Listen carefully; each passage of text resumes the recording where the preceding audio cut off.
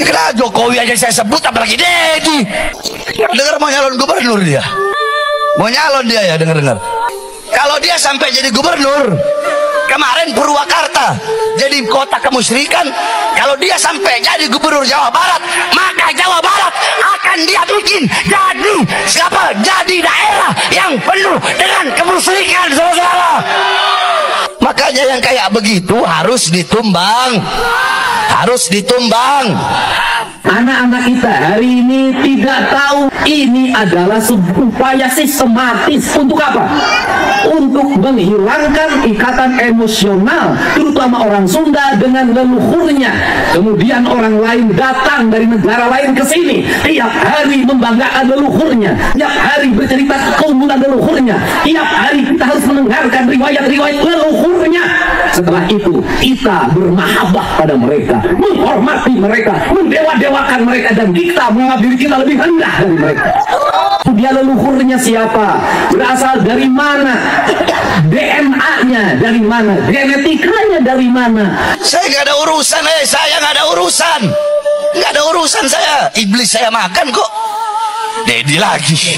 Cerita-cerita dalam setiap hari yang kita dengarkan adalah cerita hebatnya leluhurnya orang lain, solehnya leluhurnya orang lain. Dan saya katakan, leluhur kita lebih soleh dibanding leluhur mereka, leluhur kita lebih baik dibanding leluhur mereka, leluhur kita lebih beradab dibanding leluhur mereka, leluhur kita lebih dekat dengan Hyang Tunggal, dengan Allah Subhanahu wa Ta'ala dibanding leluhur mereka. Ada satu gubernur Deddy Mulyadi calon.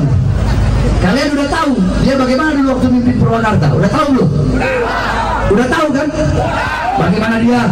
Sifat dia taat nggak sama Allah? Jujur aja, taat nggak? Patuh nggak?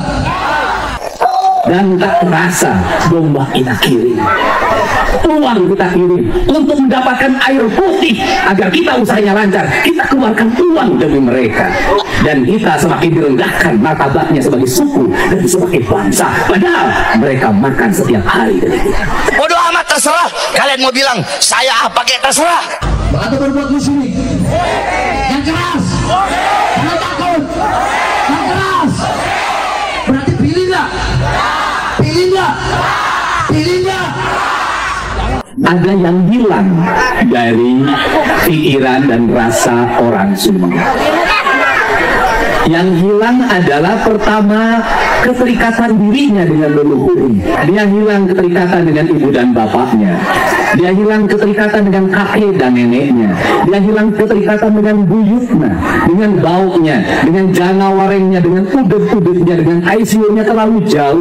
Anak-anak kita hari ini tidak tahu siapa nama buyutnya. Sifat yang rendah diri ini berdampak pada apa? Kehilangan identitas diri. Berarti jikalau ada 4, anggaplah 4-empatnya ini bangsa.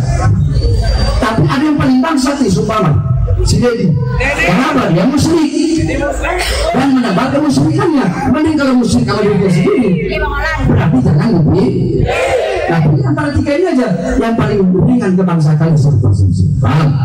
Umal pore kurang nyaritakeun si ieu kafir, si ieu musyrik, si itu, si ieu nunugaran gunung diangkat, nyairan sagara diangkat, nanggalakatan pasir diangkat, urang kalbut paham di berakhir alam beak saya bicara kotan kubaton menyimak geriut teh kalbut paham. Itu angus-angus ini salah ke, ini kafir ke, ini musyrik ke, sudah sudah memanehna. Kamu naik pemilu musyrik dan kafir teh keluar.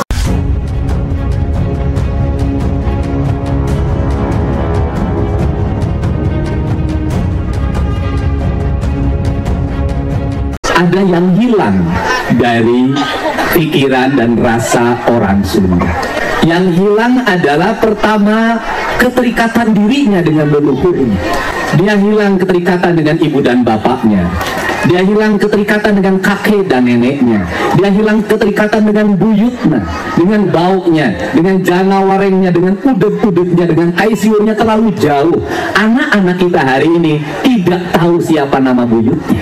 Anak-anak kita hari ini tidak tahu dia leluhurnya siapa, berasal dari mana, DNA-nya dari mana, genetikanya dari mana. Ini adalah upaya sistematis untuk apa? untuk menghilangkan ikatan emosional terutama orang Sunda dengan leluhurnya.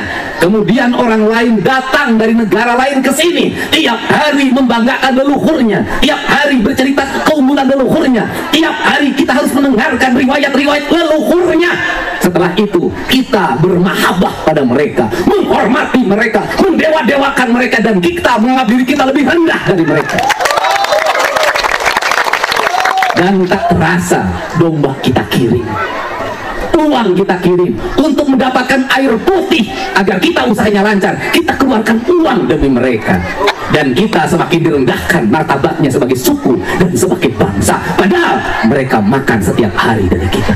Cerita-cerita dalam setiap hari yang kita dengarkan adalah cerita hebatnya leluhurnya orang lain, solehnya leluhurnya orang lain. Dan saya katakan, leluhur kita lebih soleh dibanding leluhur mereka, leluhur kita lebih baik dibanding leluhur mereka, leluhur kita lebih beradab dibanding leluhur mereka, leluhur kita lebih dekat dengan Hyang Tunggal, dengan Allah Subhanahu wa Ta'ala dibanding leluhur mereka.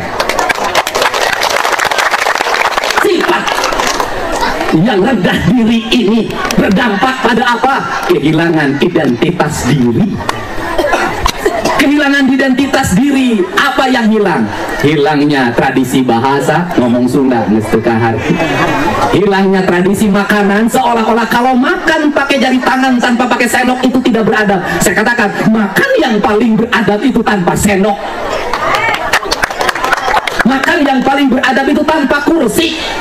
Makan yang paling beradab itu pakai daun, bukan pakai kertas nasi, bukan pakai kertas plastik. Karena daun bersumber dari tanah kita, dari kebun jauh kita, dimakan oleh kita akan kembali ke tanah. Kertas nasi, kertas plastik yang kau makan berasal dari pabrik, ketika balik dia tidak balik, harus diangkut pakai truk sampah, dibawa ke TPA, menimbulkan polusi, biaya negara yang mahal.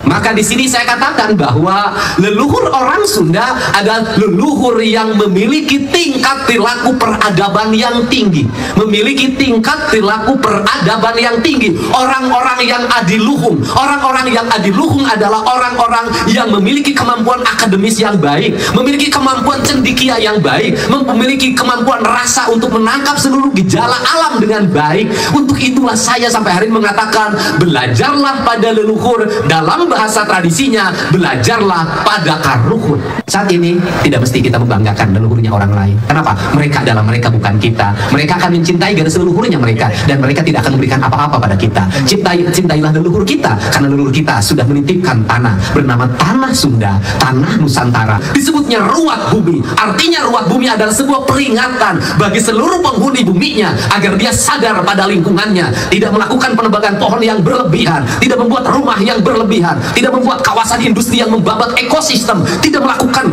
penimbunan tanah yang berlebihan. Maka dia ada ruat, rumawat. Itu adalah ngajaga dan nariksa. Itulah cara leluhur kita menjaga lingkungannya. Ujung dari ruat bumi apa? Kepala kambing dipenggal dimasukkan ke tanah, kaki kambing dipenggal dimasukkan ke tanah. Bukan kemusyrikan, bukan kekafiran, tapi itu peringatan. Kepalaku masukkan ke tanah, tanahmu masukkan ke tanah, karena engkau agar tidak besar kepala, dan kakimu agar tidak terlalu menginjak, menabrak, menendang siapapun, rendam ke tanah. Ya, maka kampung-kampung disusun itu selalu memiliki 3 kategori. Dia punya sumber mata air, dia punya hutan, dia punya aliran sungai, dan kemudian di dalamnya dia memiliki sumber-sumber pangan.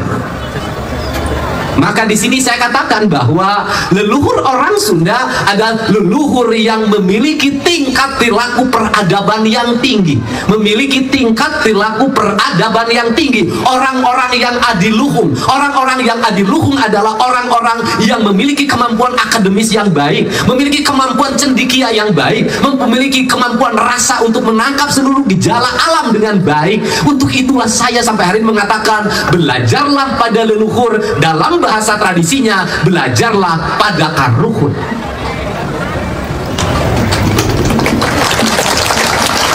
Belajar pada leluhur, belajar pada karuhun, nggak usah jauh-jauh. Mari kita belajar bagaimana leluhur kita membangun sebuah kampung.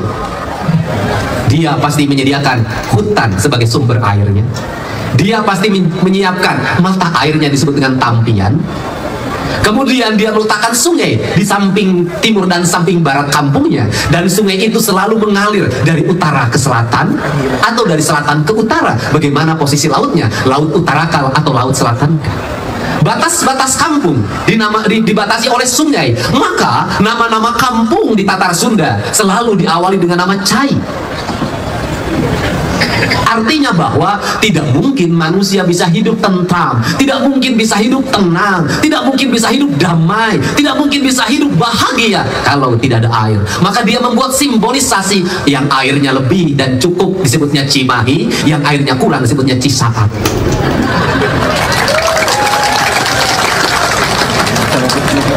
Untuk merawat kebudayaan dan perilaku ekosistemnya, perilaku ekologinya, perilaku alamnya, agar pengisi kampungnya menyadari akan dirinya, dari mana asalnya, di mana berada, dan akan kemana. Dalam kaidah Islam disebutnya man arofa nafsahu faqad arofa robbahu. Siapa yang mengenal dirinya, mengenal lingkungannya, mengenal leluhurnya, dia akan mengenal Tuhannya. Nah, dalam perspektif itulah orang Sunda membuat peringatan. Maka peringatannya disebut dengan ruat bumi.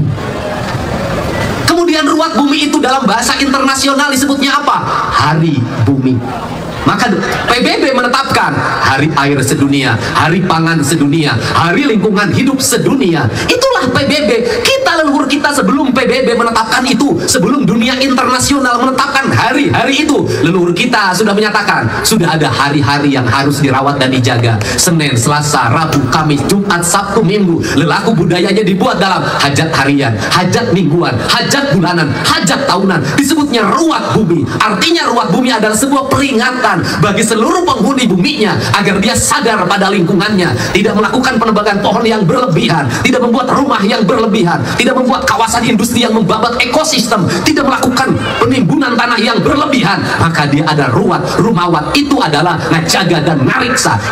Itulah cara leluhur kita menjaga lingkungannya. Ujung dari ruat bumi apa? Kepala kambing dipenggal dimasukkan ke tanah, kaki kambing dipenggal dimasukkan ke tanah. Bukan kemusyrikan, bukan kekafiran, tapi itu peringatan. Kepalamu masukkan ke tanah, tanahmu masukkan ke tanah, karena engkau agar tidak besar kepala, dan kakimu agar tidak terlalu menginjak, menabrak, menendang siapapun, rendam ke tanah.